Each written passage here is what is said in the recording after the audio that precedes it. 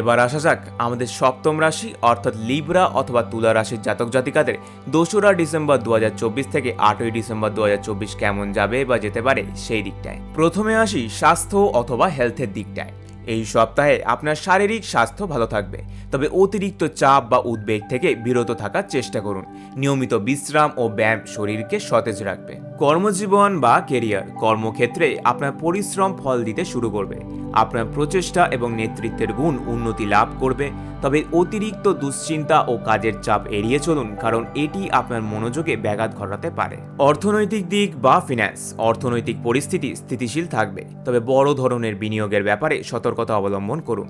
আপনার ব্যয় ব্যবস্থাপনা ঠিক রাখার জন্য কিছু পরিকল্পনা করতে পারেন। প্রেম, সম্পর্ক বা লাভ লাইফ, সম্পর্কে আরও গভীরতা বাড়বে, বিশেষ করে আপনার প্রিয়জনের সঙ্গে ভালো সময় কাটানোর সুযোগ থাকবে।